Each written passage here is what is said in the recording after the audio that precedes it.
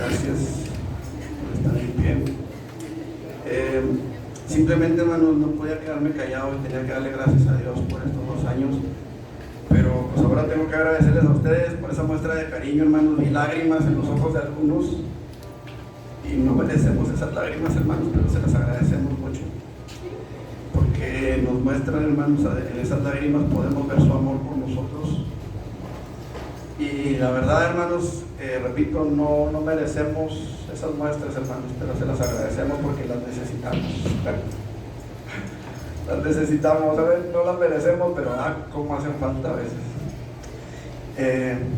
Damos gracias a Dios por ello, hermanos, y les pedimos que sigan orando por nosotros, hermanos, que Dios nos dé sabiduría, que Dios nos dé de su gracia, que Dios nos dé palabra para la iglesia.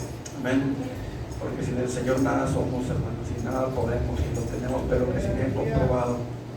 Así que damos gracias a Dios por ello. Amén. Ya hemos orado, hermanos, vamos a la palabra. ¿Qué les parece si vamos a Hebreos capítulo 3? Hebreos 3:7 al 4:2. 3:7 al 4:2 de Hebreos. Con un amén me digan cuando lo tengan, hermanos. Así sentados, hermanos, está bien. Pueden sentarse. Sentados, pero con reverencia, amén. Creo, hermanos, que la posición del cuerpo no es tan importante como la posición del corazón.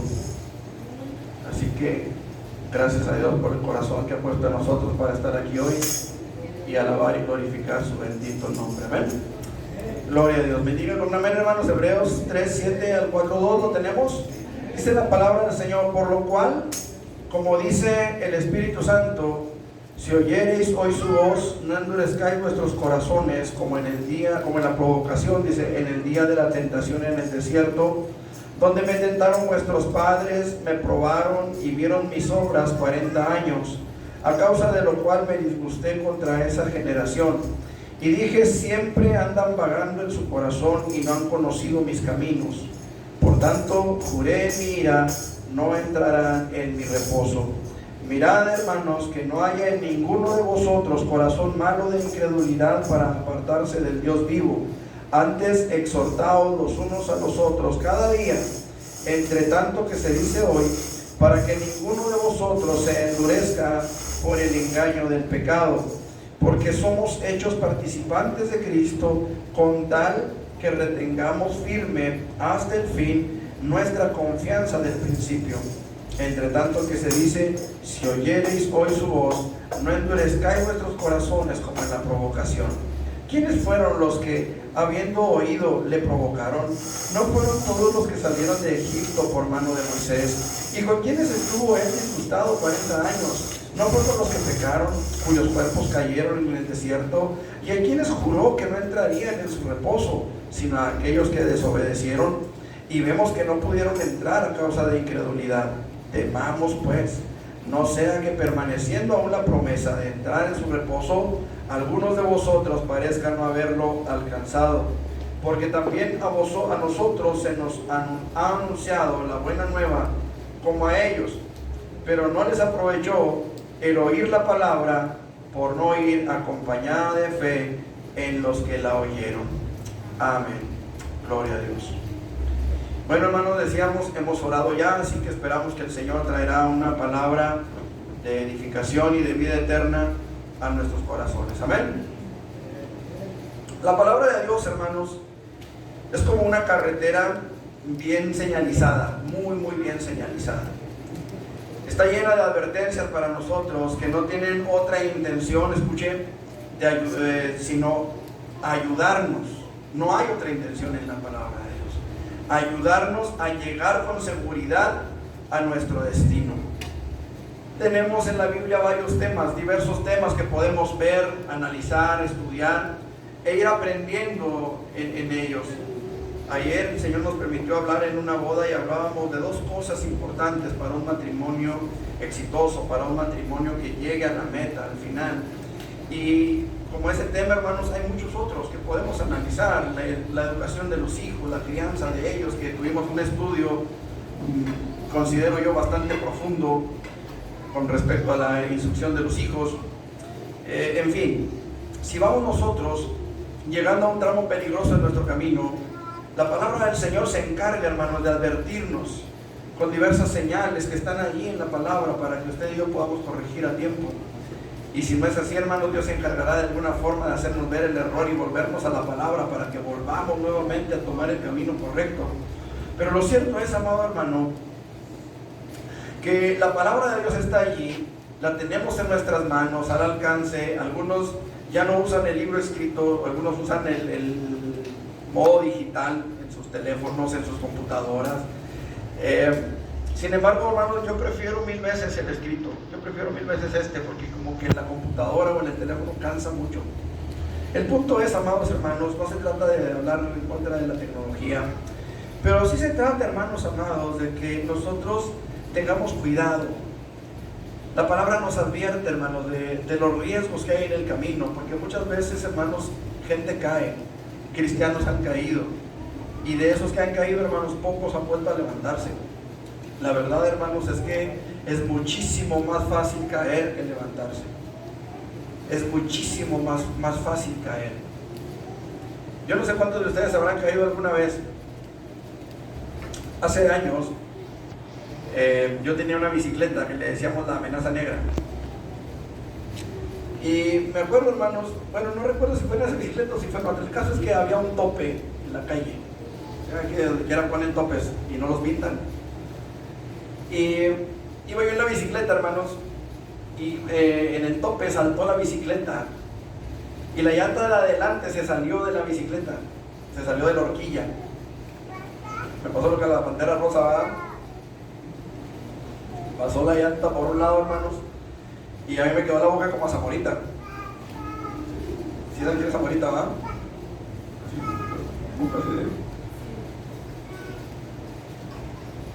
Como de orangután, así. De repente como si me hubieran puesto un chorro de botox, ¿verdad?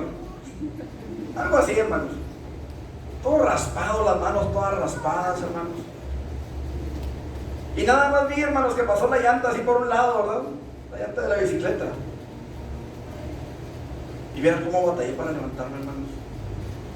Más que de la boca así, y más que de las manos raspadas, y más que de las rodillas raspadas, me acuerdo, hermanos, cómo batallé para levantarme. A veces hay tropezones que podemos evitar caer. No sé si les ha tocado que de repente se les mueve el piso y van, corre, pero no se caen. Hay un traspié y hay un tropezón, pero no se caen. Eso es fácil de levantarse.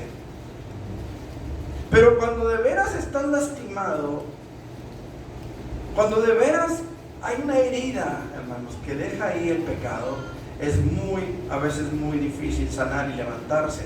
Sin duda alguna, hermanos, la mayor arma de Satanás contra el ser humano siempre ha sido el pecado.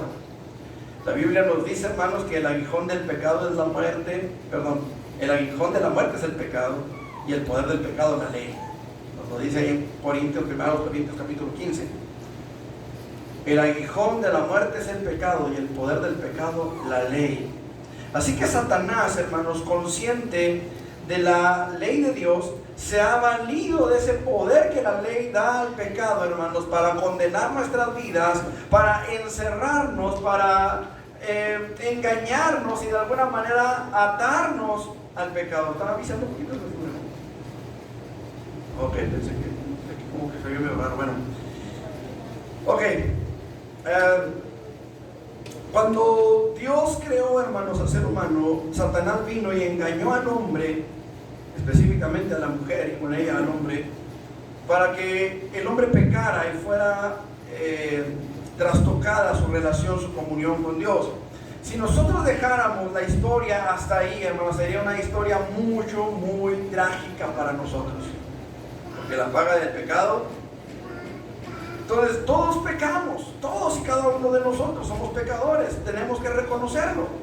Somos pecadores regenerados, rescatados del poder del pecado, pero pecadores al fin. Fuimos hombres y mujeres que caímos en el error, que cometimos pecado contra Dios de alguna manera. Yo no conozco su corazón, Dios lo conoce, pero estas serían trágicas, muy lamentables noticias de no ser, hermanos, porque en 1 Corintios capítulo 15 Versículo 56 nos dice: mas gracias sean dadas a Dios, perdón, 57.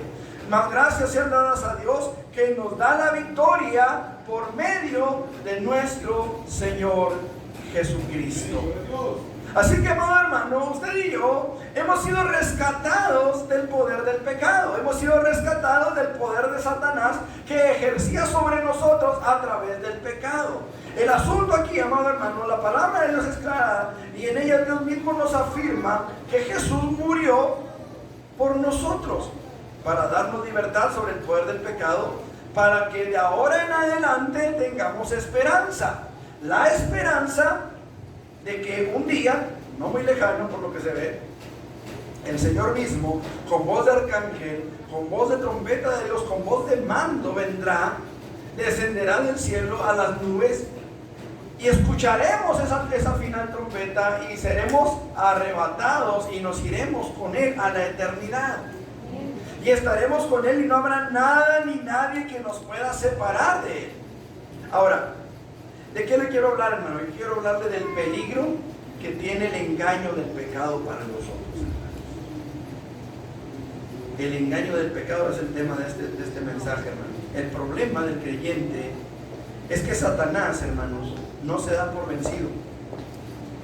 Satanás no se da por vencido y utiliza todavía su mayor arma contra nosotros. Y su mayor arma, hermanos, es el engaño del pecado. Y él trata de envolvernos en sus tretas y trampas para que volvamos nuevamente a ser esclavizados por él. Entonces yo quiero ver, hermanos, que hay una necesidad grande en la iglesia. Y esa necesidad es saber en qué consiste el engaño del pecado. ¿Ustedes saben en qué consiste el engaño del pecado? Es necesario que lo sepamos. Porque, hermanos, a veces tenemos todas nuestros escudos puestos, a veces tenemos toda la protección sobre nosotros. ¿Han escuchado hablar de Aquiles?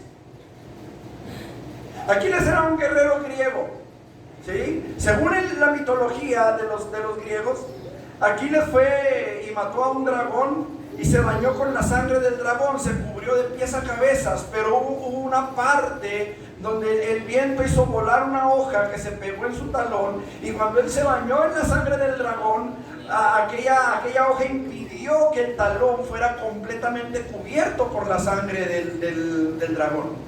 Y Aquiles podía ser herido en cualquier parte, podían atacarlo por cualquier lado, hermanos, y nada penetraba su piel por la sangre del dragón que había sido rociada sobre él. Él se había bañado en esa sangre, pero en cierta ocasión alguien lanzó una flecha al azar y la flecha pegó precisamente en el talón de Aquiles, y esa herida le causó la muerte.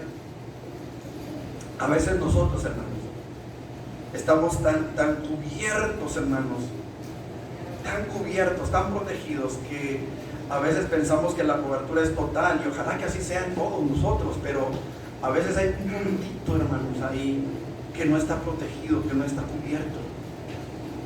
Ese es el engaño del pecado, hermanos. Ahí es donde Satanás puede tener un punto de ventaja sobre nosotros. Y necesitamos, hermanos, saber en qué consiste ese punto de ventaja que Satanás tiene. ¿Para qué? Para cerrarlo. ¿Me expliqué? De repente, yo no sé cuándo les habrá tocado. A mí me ha tocado estar en casas o en lugares donde de repente prenden una luz y sale el cucarachero por todos lados. Dicen por ahí que sucede hasta en las mejores familias, ¿verdad? ¿Saben que las cucarachas no necesitan que ustedes abran la puerta y les digan, pasen? Imagínense.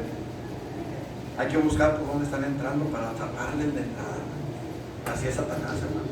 Hay que buscar a ver dónde está el punto débil para poder nosotros bloquear esa entrada en el nombre de Jesucristo, hermano. ¿En qué consiste pues el engaño del pecado? Yo quiero que veamos por lo menos 2 o 3 cosas, hermano. Primero, Hebreos 3, 8 al 9.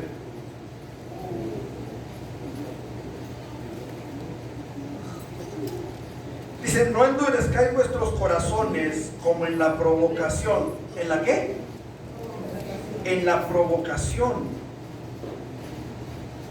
En el día de la qué? De la tentación en el desierto. ¿Donde me qué?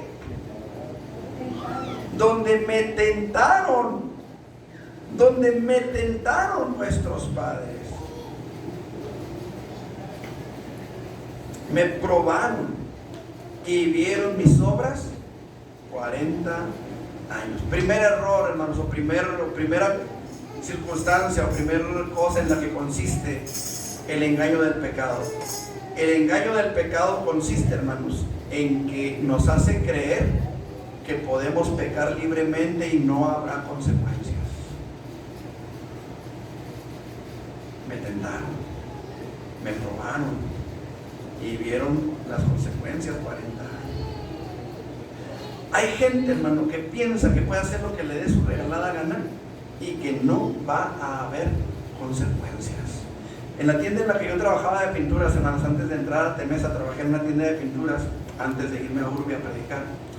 Y 2 veces, hermanos, nos asaltaron. Y lo que sucedía era que entraba alguien con una pistola en la mano. Ay, usted sabe que, pues dijo por ahí José una vez, todos somos valientes hasta que vuela la cucaracha. El asunto, hermanos, es que entran con la pistola y usted ¿qué hace? Y el de la pistola se siente que todo lo puede, se siente omnipotente. Siente que no va a haber consecuencias de lo que está haciendo porque él está armado. Nadie más se va a levantar, nadie le va a hacer nada porque él trae el arma. Muchas veces, amado hermano, nosotros como creyentes cometemos el error de probar poquito aquí, de probar poquito allá. Al cabo no va a pasar nada, al cabo no sucede nada, al cabo Dios sabe que luego me arrepiento, o luego me arrepiento y Dios sabe que me arrepentí y de todo corazón y no va a haber consecuencias. Cuidado, hermano, porque esa es un arma muy peligrosa de parte de Satanás, hermanos. Mucha gente todavía sigue cargando consecuencias de acciones que pasaron hace tiempo, pero que todavía, hermanos, la herida que causaron con ese pecado, con ese error, sigue todavía supurando, hermanos amados, porque pensamos que podemos, porque pensamos que Dios es bueno, porque pensamos que Dios es misericordioso. Ya lo dijimos en la dominical. Si Dios nos perdona, no nos perdona porque Él sea bueno, nos perdona por el sacrificio de Cristo. Pero lo cierto es, amado hermano, que a veces abusamos de la gracia de Cristo para poder nosotros hacer lo que pensamos que podemos hacer. No sé si me estoy explicando. Cuando Adán y Eva pecaron en el Edén, lo mencioné hace un momento, hubo una secuencia de eventos que no podemos dejar pasar por alto. Mire, Dios hizo el hombre, hizo el huerto, puso al hombre en el huerto después de haberlo hecho, puso al hombre y puso un árbol. Entre todos los árboles del huerto, puso un árbol. De hecho había 2 que eran especiales: el árbol de la vida, del cual el hombre y la mujer podían comer, y el árbol del conocimiento del bien y del mal, del cual el hombre no podía comer. La pregunta es, ¿por qué puso Dios ese árbol ahí? El hombre tenía que entender que había restricciones para su vida. El hombre tenía que entender que había un principio de obediencia para tener el acceso al árbol de la vida. ¿Me explico? Pero el hombre falló en guardarse en obediencia a Dios. ¿Qué pasó? Llega la serpiente con la mujer y le dice: no morirán, sino que sabe Dios que el día que de él coman, ustedes van a ser abiertos sus ojos como los de Dios, y van a ser como Dios, van a tener el conocimiento del bien y del mal, y no va a haber consecuencias. Y la mujer se lo creyó, hermano. Compró esa mentira, le creyó al peor enemigo de su alma, y vinieron las consecuencias, hermanos. Adán, igual que su mujer, come del fruto. Pregunto, ¿Adán físicamente murió en ese momento? Físicamente no. Espiritualmente, él experimentó lo que es la separación entre Dios y el hombre por causa del pecado. La Biblia dice que sintió vergüenza cuando oyó la voz de Dios. A lo mejor, mientras no oía la voz de Dios, él se sentía como si nada. Híjole, pues andamos desnudos, pero pues no le hacen, nos ponemos unas hojas de higuera, ¿verdad? Nos cosemos unos delantales, nos ponemos unos mandiles, ¿verdad? Y hacerle el mandilón. Y aquí no pasó nada. Pero cuando llega a oír la voz de Dios, hermanos, aquellos mandiles fueron insuficientes. Él estaba experimentando la muerte espiritual. Él estaba experimentando el temor y la vergüenza de su pecado frente a Dios. ¿Cierto o no? Ok. Adán entonces, hermanos, va y se esconde. Va y se esconde. Y Dios lo llama a Adán. ¿Dónde estás? Date cuenta de dónde has caído. El punto aquí, hermanos, es que Adán no muere físicamente en el instante. No estaba comiendo veneno. Estaba comiendo un fruto que le daba conocimiento. No estaba comiendo veneno. Adán, hermanos, murió físicamente muchísimos años después. Pero en esos muchísimos años después, Adán pudo experimentar la muerte física de su hijo. Y no fue una muerte física de que, ay, le dio sarampión y se murió. No. No le dio COVID, no le dio viruela, no, hermanos. Su hermano lo mató. Yo no sé, hermanos, la Biblia no me lo dice, si para cuando Adán y Eva comieron del fruto ya tenían hijos o todavía no. La Biblia no me lo dice. No lo dice. Pero el hecho de que Caín se haya levantado contra su hermano, a mí me dice mucho. Yo pienso, creo, y este es yo, Martín Santana, creo que los hijos nacieron después. Porque Caín ya venía con una naturaleza caída. Y era el mayor. Al menos es lo que la Biblia da a entender. Quiere decir que los menores venían también con su naturaleza caída. El asunto aquí, hermanos, es que Adán pudo ver una de las consecuencias de su qué tanto están vivos. Su hijo mató a su hermano. Pero no quedó ahí, hermanos. Adán tuvo que experimentar, hermanos, el llevar sobre su espalda la maldición de la tierra. Maldita será la tierra por tu causa. Y vivió lo suficiente, hermanos. Él murió poco antes del diluvio, hermanos. No muchos años antes del diluvio murió Adán. Usted puede sacar las cuentas ahí en su Biblia. Él pudo ver, hermanos, con sus propios ojos la maldad de los hombres, la consecuencia de su pecado, hermanos, reflejada y mostrada objetivamente por Dios o a través de la descendencia de Adán. Él pudo ver la consecuencia. Tenemos que entender, hermanos, que todo tiene una consecuencia. Algunos lo hemos tenido que experimentar de la forma más dura, llevando las consecuencias. Otros, quizás hasta ahorita las consecuencias no los han alcanzado, pero muchos, hermanos, están pasando por ahí. ¿Sabe usted, hermano, que la vida de un sicario, por ejemplo, es una vida que por lo regular termina pronto? Es rara la persona que se dedica al sicariato, hermano, que pasa de los 50. Rara, rarísima. La mayoría mueren jóvenes, 30, 40 años y a veces menos. Porque hay consecuencias, hermano. Vamos a Eclesiastés 8:11. Eclesiastés 8:11. Dice la palabra de Dios: por cuanto no se ejecuta luego sentencia sobre la obra mala, el corazón de los hijos de los hombres está en ellos dispuesto para hacer el mal. ¿Por qué? Porque no pasa nada. Hay una impunidad tremenda en México. ¿Sabe cuántas mujeres han desaparecido en México? ¿Cuántas personas desaparecidas van a lo largo de lo que va el gobierno, de nuestro gobierno actual, y aún contando los los gobiernos anteriores, hermanos? ¿Sabe cuánta gente desaparecida hay? Mucha. ¿Y saben por qué, hermanos? Porque hay una impunidad terrible, hermanos. ¿Cuántas mujeres en Juárez, hermanos, desaparecieron? Y se cree, hermanos, se sospecha que muchas de las mujeres que desaparecieron a manos de gente del gobierno. Ahora, no estoy acusando a nadie, no tengo pruebas ni mucho menos, ¿verdad? Pero es lo que se cree, es lo que se comenta, es lo que se dice en las calles. La corrupción, hermanos, en nuestro país ha llegado a niveles alarmantes, hermanos.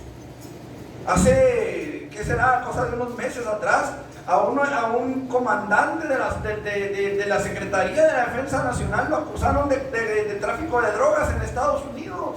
No sé si ya habrá salido, pero ahora lo tenían guardado. Y hermanos, las Fuerzas Armadas de nuestro país son la entidad de gobierno que más confianza tiene de parte de la ciudadanía.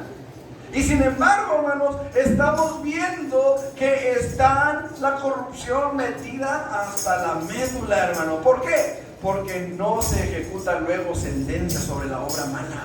La Biblia, en su versión de las Américas, dice: como la sentencia contra una obra mala no se ejecuta enseguida, por eso el corazón de los hijos de los hombres está en ellos entregado enteramente a hacer el mal, porque no pasa nada. No pasa nada. Van y asaltan a alguien, no pasa nada. ¿Cuánta gente, hermanos? ¿Cuántas denuncias hay, hermanos, en averiguaciones previas? ¿Sabe qué, hermano? Una mínima cantidad. ¿Sabe por qué? Porque saben que no pasa nada. Hace años supe de una persona que lo estaban extorsionando. Tenía un local en El Pasito y hasta lo cerró. Tenía un local en El Pasito, hermanos. Y va a una persona y le dice: venimos de tal parte y queremos tanto dinero por mes, y no más te vale que no vayas a previas, que no vayas a denunciar, que no vayas a ninguna parte, queremos el dinero. Y dice esta persona, decía: no, dice, en cuanto se fueron, dice, yo cerré el changarro y me fui a previas, dijo, a levantar la denuncia. Pásele con el licenciado fulano de tal. Y me está levantando la denuncia, la declaración, ¿verdad? Y cuando le di la dirección de mi puesto, el puesto fulano de tal, pasillo tal, en el pasito, en tal pasillo, tal número de local. Se me queda viendo el licenciado y me dice: ¿y qué no te dijimos que no vinieras?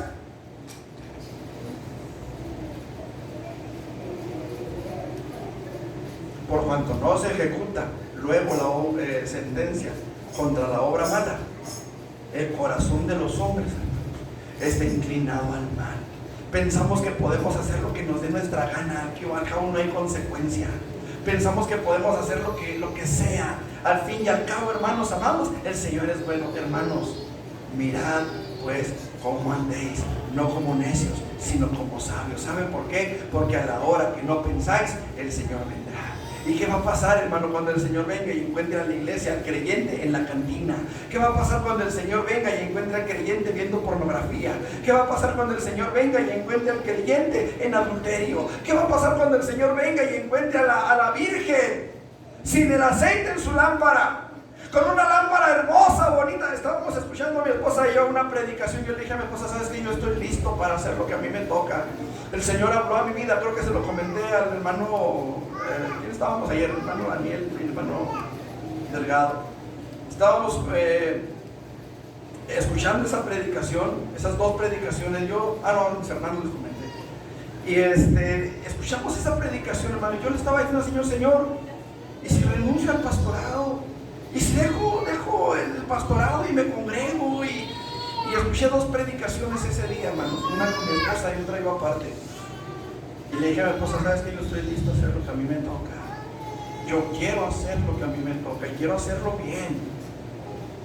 Quiero hacerlo bien. Una de las predicaciones era precisamente sobre las vírgenes prudentes y las insensatas. Y el predicador hablaba, hermanos, de que hay gente, hay iglesias, hermanos, que tienen sus lámparas hermosas. Lámparas, hermanos, vamos a ponerlo a la imagen de la iglesia. Templos hermosos, altares que más que altares parecen escenarios. El otro día fuimos a una junta pastoral y yo le decía a mi esposa: parece que entrábamos a un cine. Estaba el altar, hermanos, todo pintado de negro con luces y una pantalla enorme, ¿verdad?, donde se proyectaban los cantos, que por cierto estaba el pastor en medio, pues los cantos estaban atrás del pastor, se cortaba la letra. Pero lugares, hermanos, que parecen: ¡wow, qué bárbaros! Pero decía este hermano: lámparas hermosas, pero sin aceite. ¿Cómo está nuestra lámpara, hermanos? ¿Sabe que hubo 5 vírgenes que no se prepararon? ¿Cómo no pasa nada? Pero llegó el novio y se quedaron afuera. Hay consecuencias. Hay consecuencias, hermanos. Y el engaño del pecado consiste en hacernos pensar que no va a haber consecuencias, que podemos hacer lo que queramos. Al cabo Dios no se fija. Al cabo Dios me ama. Al cabo Dios es bueno. Al cabo Dios, hermanos, Dios es justicia. Y debemos entender, hermanos amados, debemos entender que toda desobediencia, ahí mismo en Hebreos donde estábamos, en el capítulo 2, versículos 2 al 3, Hebreos 2 del 2 al 3.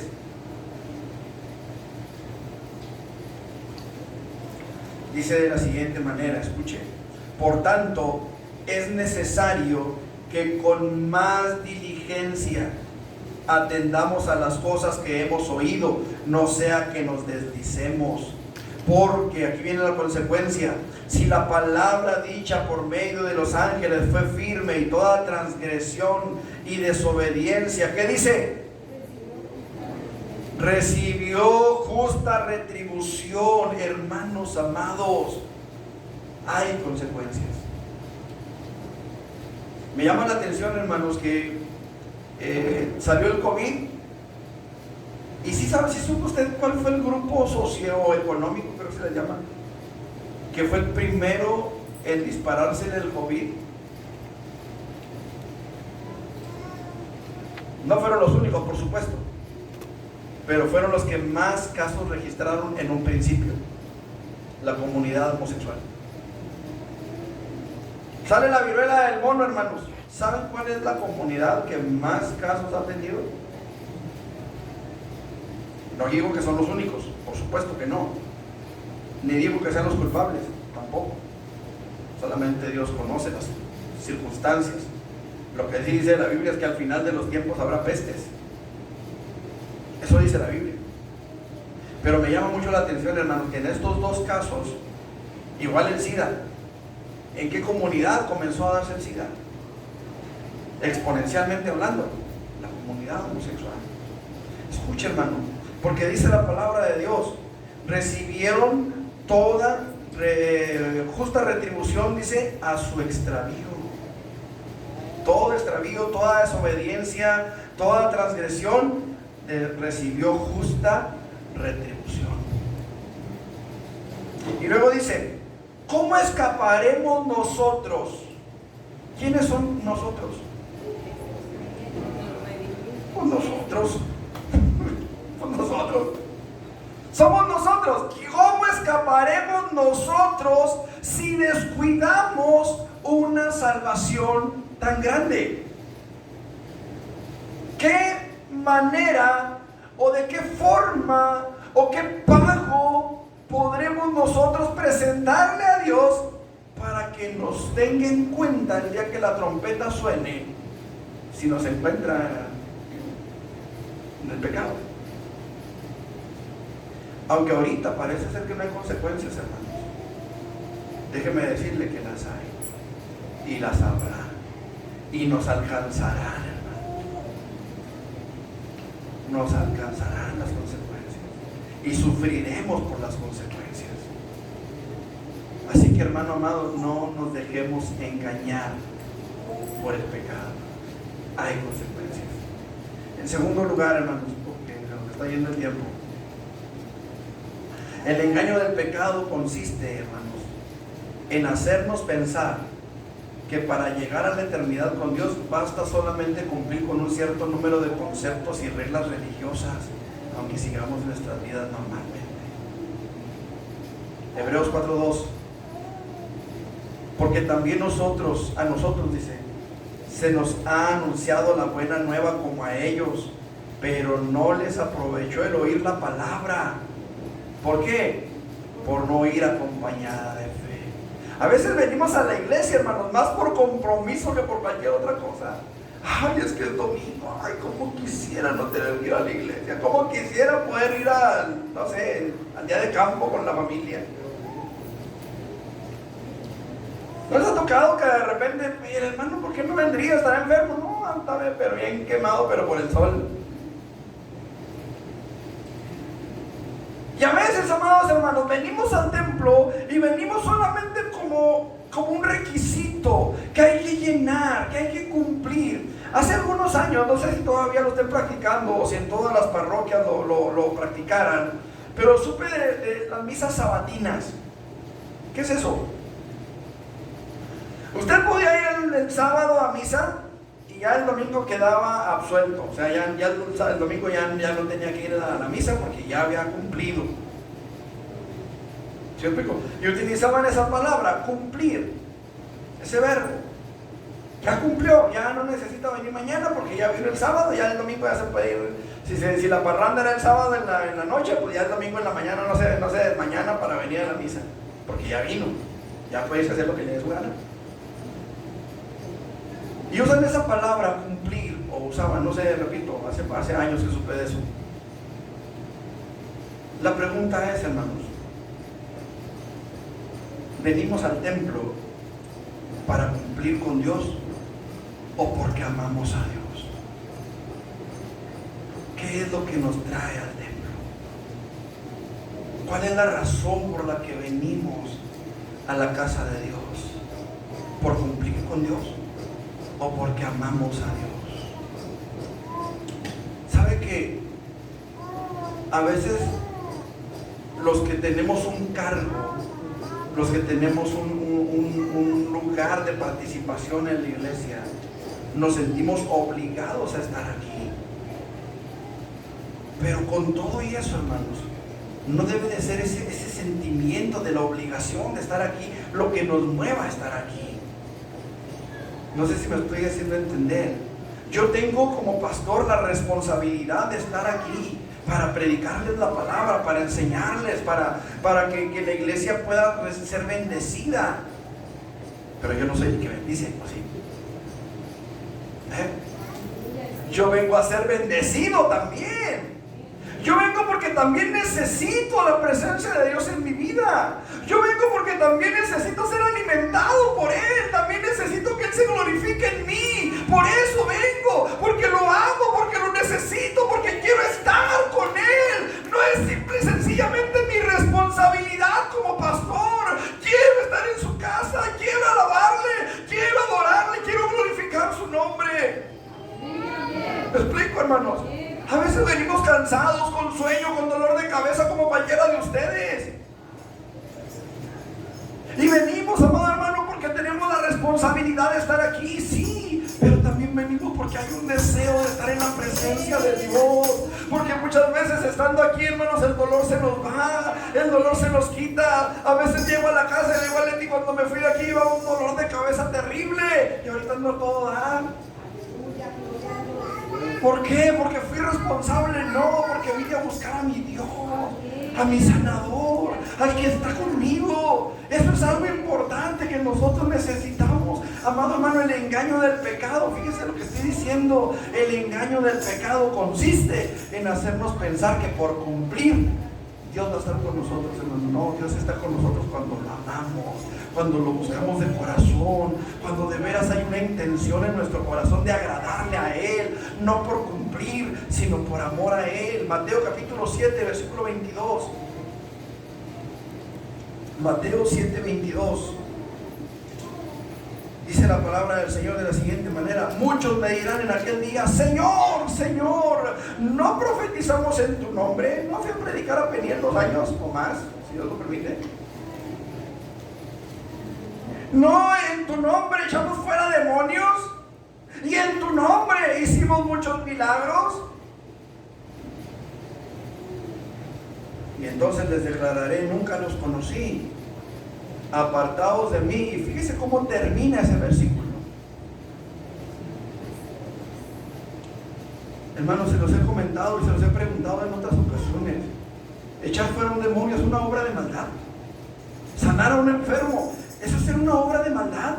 Predicar la palabra, eso es ser una obra de maldad. ¿Por qué Jesús dice que sí?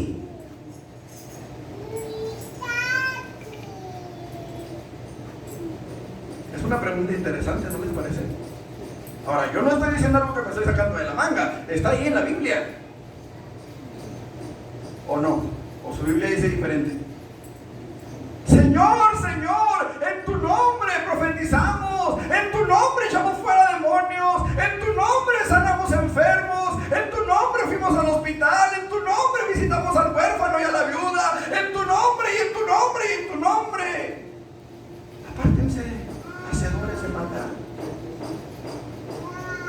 mí me llama mucho la atención ese versículo, hermano. ¿Por qué Jesús llama a todo eso obras de maldad? Es una pregunta, hermano, que de repente debiera de darnos cierto temor. El engaño del pecado, hermano, tiene que ver con las intenciones de nuestro corazón. En tu nombre fui y prediqué, Señor, y abandoné a la iglesia dependiendo 2 años. ¿Con qué intenciones lo hacías? ¿Con qué intenciones estabas ahí? En tu nombre visité al enfermo. ¿Con qué intenciones? Dice el Señor Jesucristo que los fariseos amaban ir a las casas y hacer largas oraciones para saquear las casas de las viudas. ¿Cuál es la intención de nosotros al estar aquí, hermanos?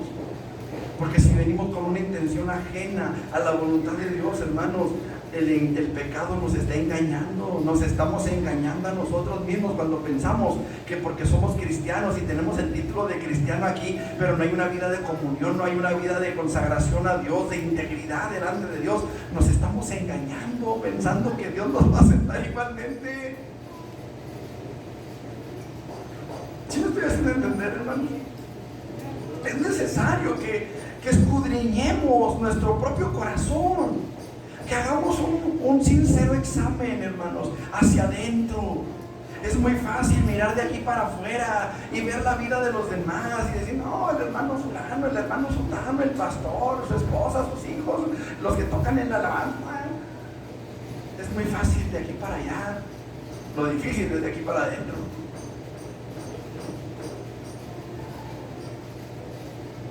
Es muy difícil ver de aquí hacia adentro. Pero ¿sabe qué, hermano? Lámpara es a mis pies su palabra.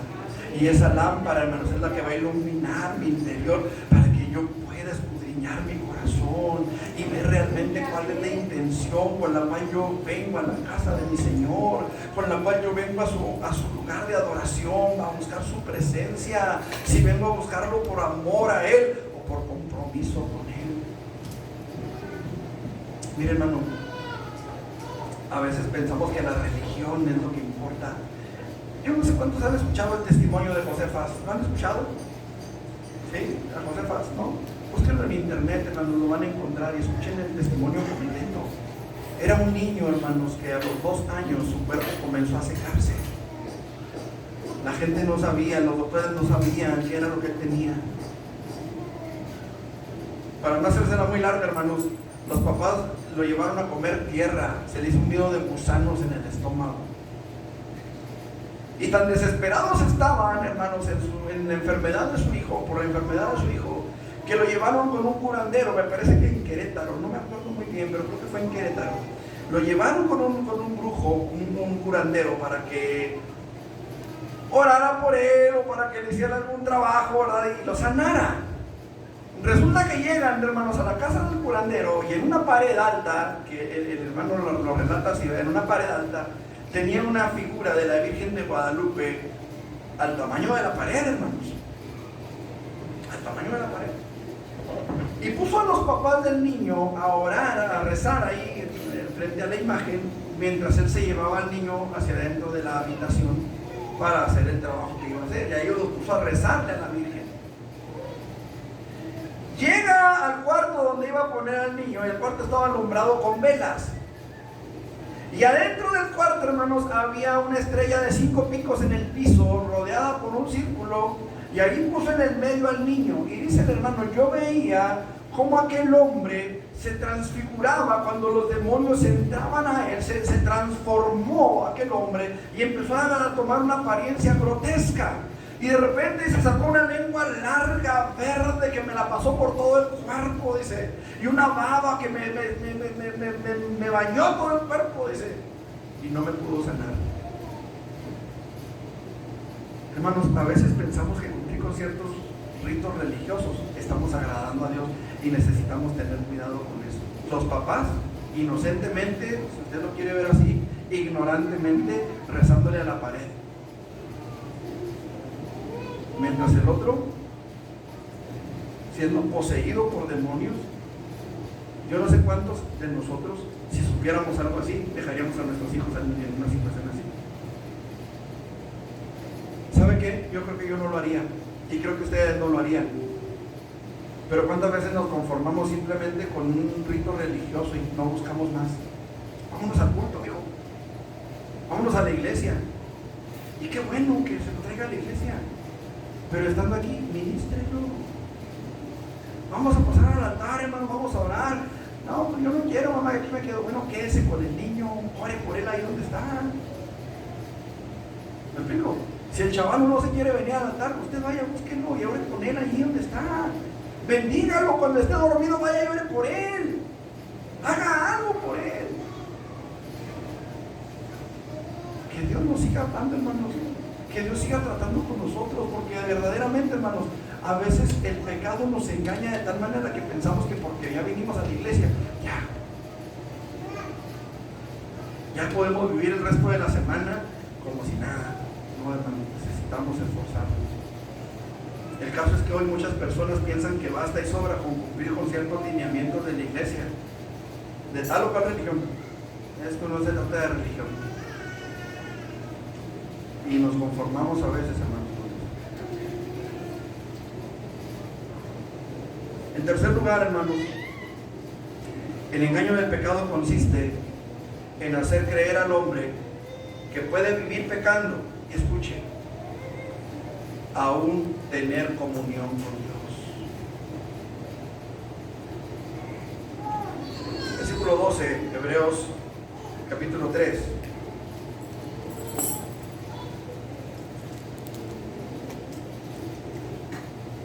Hebreos 3:12.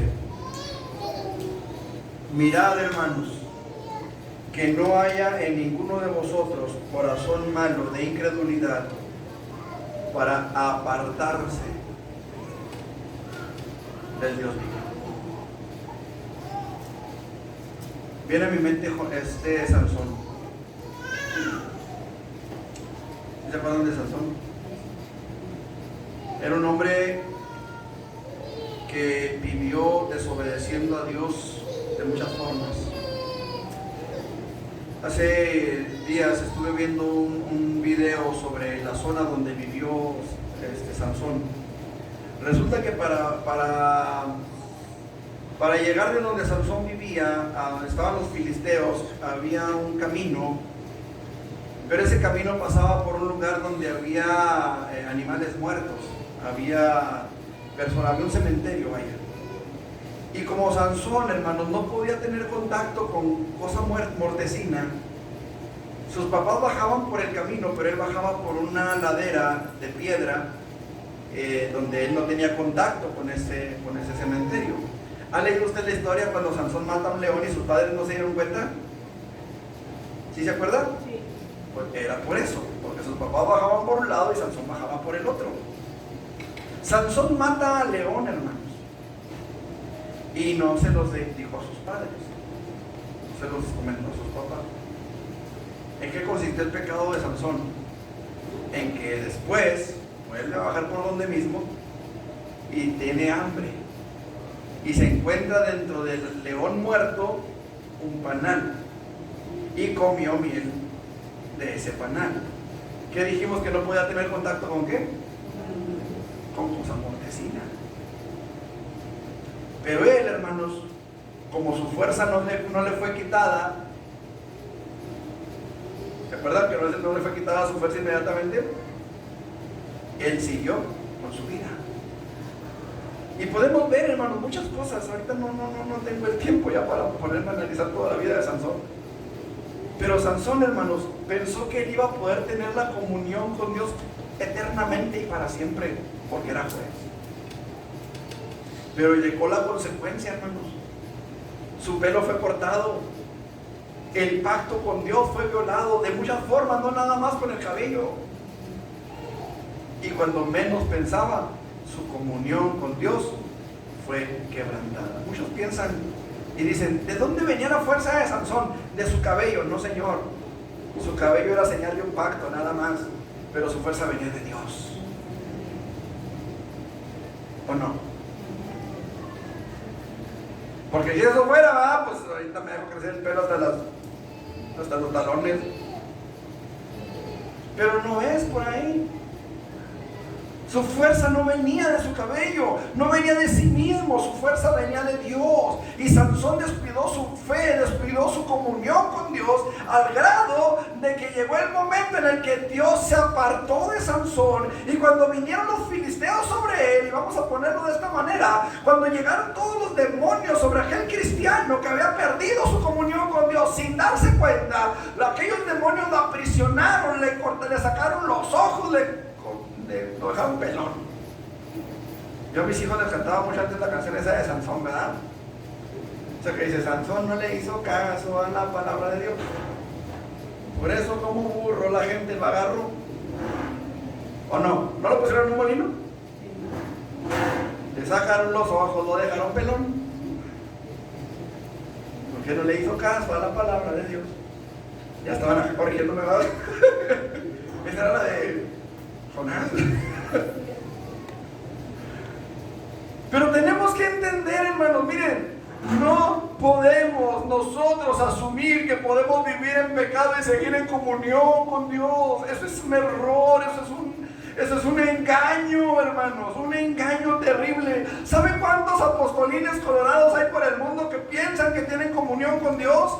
Y en un momento tendrán que presentarse delante de Él y decirle, Señor, Señor, no profetizamos en tu nombre, y en tu nombre hicimos milagros, y en tu nombre fuimos y venimos. Y entonces el Señor les dirá, nunca los conocí, hacedores de maldad. ¿Por qué? Porque todo lo que están haciendo en el nombre de Jesucristo lo están haciendo con fines de lucro, lo están haciendo para tener una ganancia deshonesta para ellos mismos. Porque no lo están haciendo por amor a las almas, sino por el amor al dinero. Porque no lo están haciendo por amor a las almas, no lo están haciendo por amor a Jesucristo. Lo están haciendo para tener un estatus, para tener un lugar, un reconocimiento. Hermanos amados, la palabra es clara y dice, de cierto les digo, ya tienen su recompensa. Ya son ricos, ya son millonarios, ya tienen jet privado, ya tienen sus mansiones, ya tienen reconocimiento, ya tienen fama y fortuna, ya tienen lo que buscan.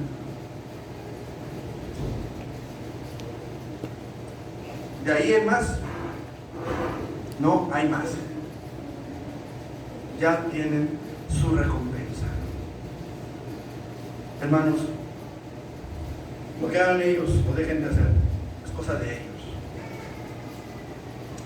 A nosotros nos toca ver cómo está nuestra comunión con Dios, cómo está realmente nuestra relación con Él, cómo estamos viviendo nuestro cristianismo. Hay pecado en nosotros, hay algo que entregar en las manos del Señor, hay algo que confesarle a Él. Yo no le voy a decir que venga y me lo confiese a mí. Es más, si no quiere ni siquiera venga al altar, pero allá en su casa, allá en su recámara, allá en su lugar de oración, dígale, Señor, ¿cómo está mi vida delante de ti? ¿Cómo estoy hoy delante de ti? Mi corazón, Señor, ¿te es agradable? ¿Te es agradable que yo vaya a tu casa y me presente delante de ti, así como estoy? Hay algo, Señor, que tenga que ser cambiado en mí.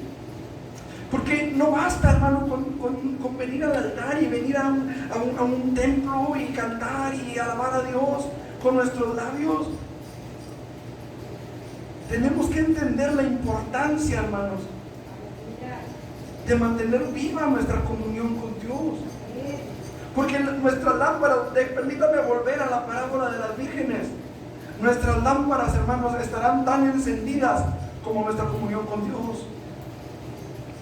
Nuestras lámparas serán halladas vacías o alumbrando, dependiendo de nuestra comunión con Dios, no de nuestra asistencia a los cultos. Y no le estoy diciendo que ya no venga, le estoy diciendo, hermano, que procuremos venir de la manera correcta, que procuremos venir, hermanos, en el espíritu correcto, no por cumplir o por quedar bien, no para que no me estén dando carrilla, ándale, vamos al templo, sino para que Dios se agrade verdaderamente de nosotros. Porque no hay nada más importante para la iglesia que el Dios de la iglesia. me hice entender? No puede haber nada más importante para el creyente que el Dios del creyente. Eso es algo que nosotros necesitamos entender. Eso es algo que nosotros necesitamos, hermanos, analizar en nosotros mismos. ¿Sabe qué, hermano? El propio Jesús, y escuche, porque Jesús fue santo en todo, Él no pecó. Pero el propio Jesús dijo: Elí, Elí, lama sabactani. Dios mío, ¿por qué me has desamparado? Él no cometió pecado jamás, pero en ese momento Él se hizo pecado por mí y por usted.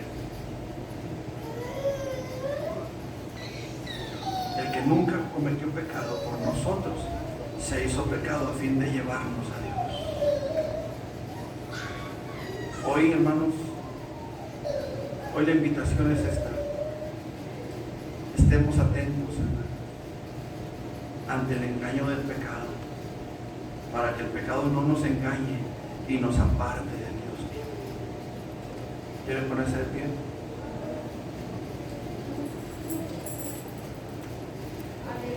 Eterno Dios y buen Padre Celestial, he predicado tu palabra, Señor, y quiero darte gracias, Padre. Gracias, Señor, por tu misericordia, por tu fidelidad, por ese gran amor que tú tienes y que demuestras cada día para nosotros. Y en el nombre de Cristo Jesús, Padre, yo quiero suplicarte, Dios, que tu Espíritu Santo venga sobre nuestras vidas, que nos llenes de tu gracia, Señor, que tu poder y tu gloria, Señor, se manifiesten en nuestro corazón. Hoy necesitamos, Señor, que tu Espíritu Santo traiga convicción a nuestras vidas, convicción de pecado, de justicia y de juicio, Señor. Que tu Espíritu Santo, Dios, venga sobre nosotros y que podamos ver tu gloria, Señor, en nuestras vidas. Ciertamente, Señor, hoy necesitamos que el Espíritu Santo, Señor, traiga en nosotros o a nosotros, Señor, esa convicción de nuestra necesidad de buscar tu rostro, de buscar tu presencia. Enséñanos, Señor, enséñanos a caminar bajo tu gloria, a caminar bajo tu gracia, bajo tu misericordia, tu fidelidad, Señor. Yo vengo hoy delante de ti, Señor, para rogarte que te escudriñes mi corazón, como lo dijo David también, Señor.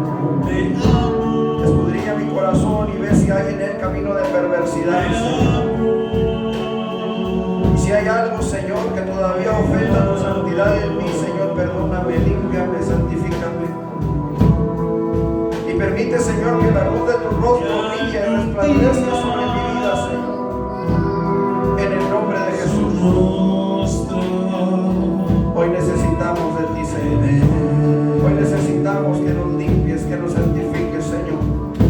Que tu Espíritu Santo venga sobre nosotros, Señor, y nos libres del engaño del pecado, Señor. No permitas que nuestro corazón se endurezca, Señor. No permitas que el engaño del pecado venga sobre nosotros, Señor, y nos haga retroceder, Padre. En el nombre de Jesús, Señor. Te pedimos que nos glorifiques de nuestras vidas, que tú nos llenes de santidad, Señor, de tu santidad, que podamos agradarte en todo tiempo, que podamos exaltarte en todo tiempo y seamos aceptos delante de ti, Señor. En el nombre todopoderoso de Jesús, Señor, glorifícate. Extienda tu mano de poder. Permite que esta iglesia, Señor, que Peniel pueda levantarse en el poder de tu Espíritu Santo, Señor. Que podamos despertar a la realidad de que tú vienes pronto por una iglesia que vive en comunión contigo, Señor.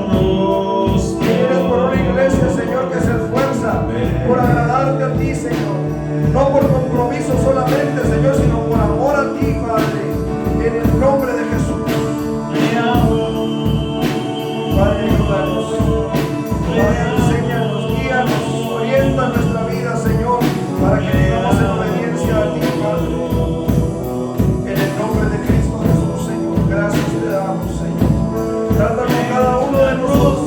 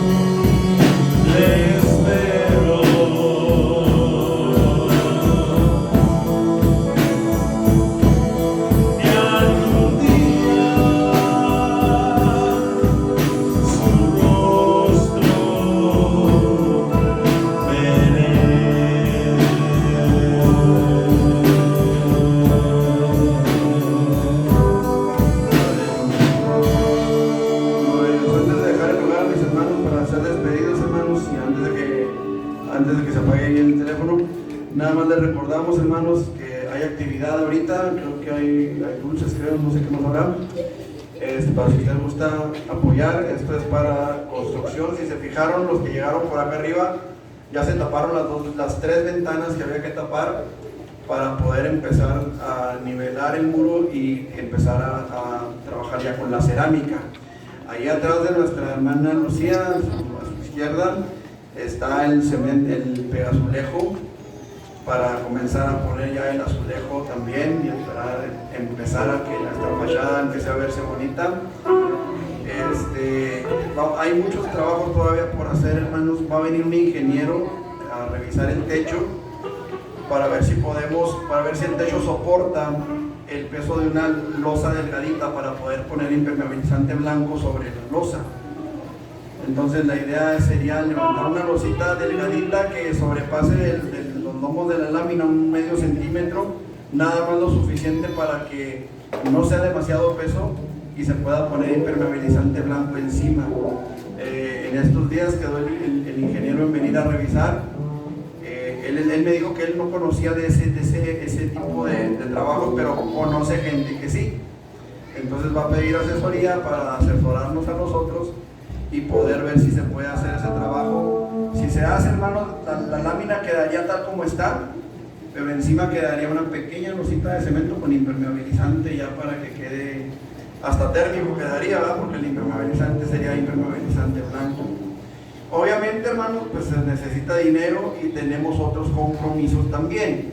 Por lo pronto se va a llevar a cabo la idea que tenía el hermano Melquiades de ponerle tornillo por tornillo impermeabilizante, y vamos a tratar de que con eso quede. Si con eso no queda, entonces ya pasamos a lo que seguiría, que sería esa pequeña losita sobre la cual se pondría el impermeabilizante. Pero primero se va a hacer la opción de nuestro hermano Melquiades porque es más económica y tenemos más oportunidad de hacerlo. Entonces, ahorita prioridades, hermanos, prioridades es la cerámica, porque el hermano necesita presentar resultados en su trabajo y vamos muy lentos. Entonces esa es prioridad. Luego seguiría el techo y el aire acondicionado, que serían las siguientes prioridades. Amén. Vamos a tratar, hermanos, de enfocarnos cosa por cosa para darle terminación a lo que ya empezamos y no empezar con otra cosa antes de terminar la otra. El otro proyecto que se tiene, hermanos, también es en esa parte donde está la entrada. Por el favor de Dios, vamos a tratar de poner tabla roca en el techo. Esto para que, si ustedes se fijan ahí en la entrada, se hizo un trabajo de ponerle yeso con la mano, ¿verdad? Y obviamente pues el techo pues sí se enyesó, pero no se arregló, quedaron las rebabas de la losa y todo eso. Entonces, para poder arreglar bien ahí, hermanos, y no salga tan complicado, lo más fácil es poner tabla roca en esa parte y que quede ya listo ahí. Y con el favor de Dios, si Dios nos lo permite, en ese muro de bloc también se va a hacer un arreglo. Ya luego se los comento, no quiero dejarnos con toda la carga, vámonos cosa por cosa y ahí vamos a ir viendo avances, hermanos. A lo mejor de aquí a otros 2 años vemos la tabla roja, esperemos que antes. Pero vámonos parte por parte, ¿les parece? ¿Sí? ¿Estamos de acuerdo? Entonces vamos a empezar con ese muro de la cerámica, ese muro de ahí. Y bueno, hay que nivelar, hay que hacer unos arreglos todavía. Vámonos con ese. Vamos a terminar, yo creo que hasta la cerámica de ese muro y luego ya vemos a ver qué sigue. Pero vámonos cosa por cosa. ¿Está bien? ¿Está bien? ¿Sí o no? Gloria a Dios. Ya le ganan, mis hermanos. Aguanten otros 2 años, ¿verdad? Como que esperamos que podamos seguirle. ¿Ven? Dios me los bendiga, hermanos. Déjenme lugar a mis hermanos. Vamos a despedirnos. ¿Cuál es el canto que dice? Así.